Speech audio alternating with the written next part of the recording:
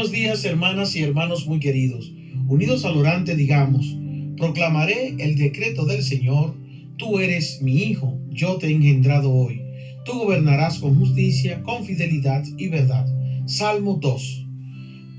Les anuncio la buena nueva de nuestro Señor Jesucristo según San Mateo, en su capítulo 3, versos del 13 al 17. En aquel tiempo vino Jesús desde Galilea al Jordán y se presentó a Juan para que lo bautizara. Pero Juan intentaba disuadirlo diciéndole: ¿soy yo el que necesito que tú me bautices y tú acudes a mí? Jesús le contestó: déjalo ahora, conviene que así cumplamos toda justicia. Entonces Juan se lo permitió. Apenas se bautizó Jesús, salió del agua, se abrieron los cielos y vio que el Espíritu de Dios bajaba como una paloma y se posaba sobre él. Y vino una voz de los cielos que decía: este es mi Hijo amado, en quien me complazco. Palabra del Señor. Gloria a ti, Señor Jesús. En el día en el que celebramos el bautismo del Señor, el Evangelio nos recuerda que Jesús, el Hijo amado, viene a realizar la voluntad del Padre, que no es otra cosa que se cumpla toda justicia y que el ser humano y todo lo creado tengan vida y la tengan en abundancia. Por este motivo, y recordando nuestro propio bautismo, se nos invita a todos nosotros a vivir desde la autenticidad, procurando que nuestras relaciones con los demás tengan como base la justicia y la misericordia. Queridos hermanos y hermanas, con la fiesta del bautismo del Señor cerramos solemnemente el tiempo de Navidad. Nos adentramos en el tiempo ordinario, ese tiempo que no es rutinario ni gris, sino el espacio donde Dios quiere encontrarse con nosotros en lo cotidiano de la vida. Hoy no dejamos atrás la Navidad como quien guarda una decoración, sino que llevamos su misterio al corazón de la historia. Durante estas semanas hemos celebrado el acontecimiento más decisivo de la historia religiosa de la humanidad. Dios ha hecho una opción irrevocable por nuestra naturaleza. Dios no se ha quedado al margen, no nos ha abandonado a un destino ciego ni a la dureza del mundo. En Jesucristo, Dios se ha hecho uno de nosotros, ha compartido nuestra carne, nuestras preguntas y nuestras búsquedas. Ese es el núcleo del misterio de la encarnación, la humanidad de Dios que quiere comunicarnos su propia vida divina. Hoy, con el bautismo de Jesús, contemplamos el paso del silencio a la palabra, del recogimiento oculto de Nazaret a la manifestación pública de su misión. Para abordar esta realidad lo haremos desde 6 perspectivas distintas. Primera, el silencio de Nazaret que se hace palabra. Los evangelios han sido sorprendentemente sobrios al hablar de los casi 30 años de vida escondida de Jesús en Nazaret. Un largo silencio, un silencio fecundo, trabajado, lleno de obediencia, de oración, de vida cotidiana. Pero ese silencio no fue vacío, fue gestación. Y hoy, en el Jordán, ese silencio se rompe, no con discurso, no con milagros espectaculares, sino con un gesto humilde. Jesús se pone en la fila de los pecadores, entra en el agua junto a su pueblo. El silencio de Nazaret se hace palabra profética, palabra que anuncia gracia, liberación y un tiempo nuevo. Aquí comienza todo, hermanos. Aquí arranca la vida pública de Jesús, no desde el poder, sino desde la solidaridad. Segunda perspectiva: te he hecho luz de las naciones. La primera lectura tomada del profeta Isaías nos conduce a uno de los textos más bello y profundo del Antiguo Testamento, el primer canto del siervo de Yahvé. Es un texto nacido en un momento de gran oscuridad, el destierro en Babilonia. El pueblo está humillado, desorientado, con la fe herida, y allí un profeta anónimo, a quien llamamos el Deutero Isaías, anuncia una esperanza nueva. Yo te he hecho alianza del pueblo, luz de las naciones. Ese siervo no grita, no rompe la caña cascada, no apaga la mecha vacilante. Su fuerza no es la violencia, sino la fidelidad.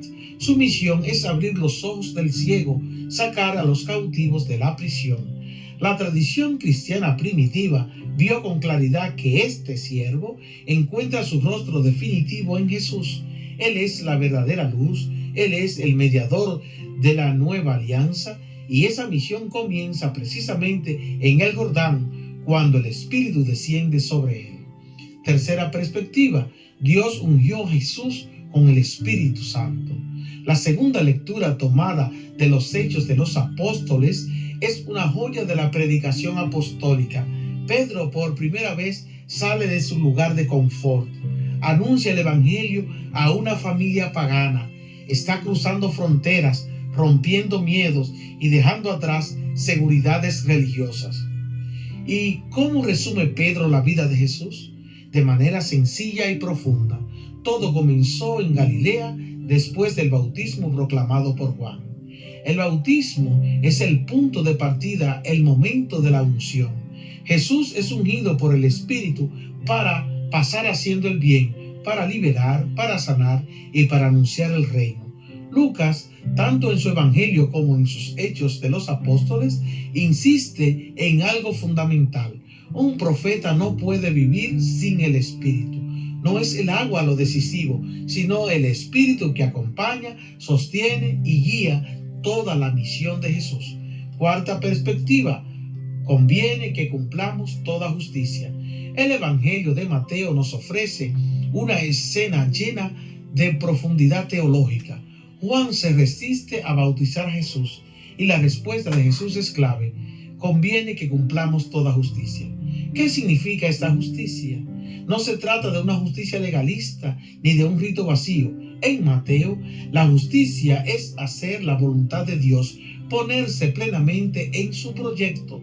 Jesús no se bautiza porque lo necesite, se bautiza porque quiere ser solidario con su pueblo, quiere asumir desde dentro el camino de conversión, de cambio de mentalidad, de apertura a la novedad de Dios.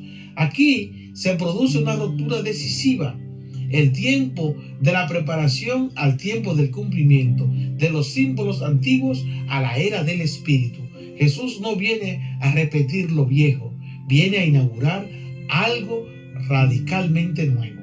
Quinta perspectiva: no es el rito lo que cambia la historia, sino el espíritu. Los evangelios tienen un cuidado exquisito en dejar claro que no es el rito del bautismo en sí lo que transforma la historia, sino la acción soberana de Dios. El agua del Jordán es el signo, el espíritu es la realidad. Detenernos en esta afirmación es clave para comprender no solo el bautismo de Jesús, sino la lógica misma del Evangelio y de la vida sacramental de la Iglesia. En los relatos evangélicos del bautismo del Señor, el centro no está puesto en el gesto ritual, sino en lo que Dios hace. El cielo se abre, el Espíritu desciende y la voz del Padre se deja oír. El agua aparece como elemento simbólico, profundamente cargado de sentido, pero la verdadera novedad irrumpe con la acción divina. Lucas, de manera significativa, apenas describe el bautismo del agua y subraya que Jesús está en oración cuando acontece la efusión del Espíritu. Mateo desplaza el acento al cumplir toda justicia, es decir, a la obediencia plena al designio de Dios. Marcos, con su sobriedad, concentra toda la fuerza teológica en la epifanía del Espíritu. En todos los casos, el mensaje es claro. El rito no actúa por sí mismo, es Dios quien actúa a través del signo. Desde una perspectiva cristológica, esta distinción resulta esencial. Jesús no es transformado por el bautismo. Él es el Hijo de Dios desde siempre. Lo que acontece en el Jordán no es una conversión ni una purificación personal, sino una manifestación pública de su identidad y de su misión. Si el rito tuviera un valor transformador autónomo, habría que concluir que Jesús necesitaba aquello que el signo promete. Pero los evangelios son inequívocos. Jesús entra en el agua no por necesidad, sino por solidaridad. Asume la historia de su pueblo, se sitúa en la fila de lo que esperan y desde dentro inaugura el tiempo nuevo. La verdadera novedad no está en el contacto con el agua, sino en la unción del Espíritu que lo consagra como siervo de Yahvé, profeta escatológico y mediador de la nueva alianza, cumpliendo la promesa de Isaías que había escrito: he puesto mi espíritu sobre él. El Jordán no es causa eficiente del misterio, es el escenario teológico donde Dios se revela actuando. Esta comprensión encuentra su formulación madura en la teología sacramental de la Iglesia. Los sacramentos no son ritos mágicos ni gestos autosuficientes, son signos sensibles y eficaces de la gracia, pero su eficacia proviene siempre de Dios. El agua no salva por sí misma, salva porque ha sido asumida por la palabra y vivificada por el Espíritu. Sin la acción divina, el rito se vacía. Con ella, el signo se convierte en un lugar de encuentro y de donación. Esto queda ya anticipado en el bautismo de Jesús. El agua del Jordán no comunica el Espíritu a Jesús, es el Padre quien lo envía.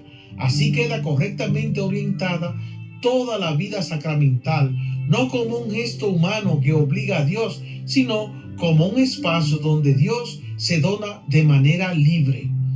El bautismo del Señor marca además el inicio de la era del Espíritu. Juan bautizaba con agua, Jesús bautizará con Espíritu Santo. Esta oposición no desprecia el signo, pero sí lo relativiza frente a la realidad última. El agua pertenece al orden de la preparación. El Espíritu inaugura la plenitud. El agua llama a la conversión, el Espíritu transforma el corazón. El agua simboliza el paso, el Espíritu crea una existencia nueva. Por eso los evangelios insisten en que el verdadero acontecimiento no es el rito penitencial, bien conocido en el judaísmo, sino la irrupción del Espíritu que renueva la historia desde dentro. No es el gesto humano el que cambia el mundo, sino la fidelidad activa de Dios a su promesa. Afirmar, por tanto, que el agua es signo y el Espíritu es la realidad, no debilita la sacramentalidad, al contrario, la purifica y la profundiza. Nos preserva tanto del ritualismo vacío que absolutiza el gesto como del espiritualismo desencarnado que desprecia los signos. El bautismo de Jesús nos enseña que Dios actúa a través de los signos, pero no está prisionero en ellos. La historia no se transforma por ceremonias, sino cuando el Espíritu encuentra corazones disponibles como el tuyo, como el mío, como el de toda la Iglesia. El Jordán, además, no es un río cualquiera, es el río del Éxodo, el paso a la tierra prometida. Entrar en él es volver a empezar, recuperar la identidad de pueblo de Dios. Jesús entra en ese río no para confesar pecados, sino para cargar con la historia de su pueblo y abrir un futuro nuevo. Y al salir del agua, el cielo se abre, el Espíritu desciende y se oye la voz del Padre: este es mi Hijo amado, en quien me complazco. No es solo una revelación sobre Jesús, es también una promesa para nosotros. Sexta perspectiva, nuestro propio bautismo. Hoy no solo celebramos el bautismo de Jesús, hoy somos invitados a volver a nuestro propio bautismo. También sobre cada uno de nosotros se ha pronunciado una palabra: tú eres mi hijo amado, tú eres mi hija amada. El bautismo no es un recuerdo del pasado, es una vocación permanente a vivir como hijos, a dejarnos guiar por el Espíritu, a hacer luz en medio del mundo, a no apagar la mecha vacilante, a no romper la caña cascada. No son los ritos vacíos los que cambian la vida, es dejar que Dios sea verdaderamente el Señor de nuestra historia. Con el bautismo del Señor se cierra la Navidad, pero se abre el camino de la misión. Jesús sale del Jordán y se pone en marcha. Nosotros, bautizados en su Espíritu, no podemos quedarnos quietos. Pidamos hoy la gracia de escuchar de nuevo la voz del Padre, de dejarnos ungir por el Espíritu y de vivir con la misma solidaridad, humildad y fidelidad con la que vivió Jesús.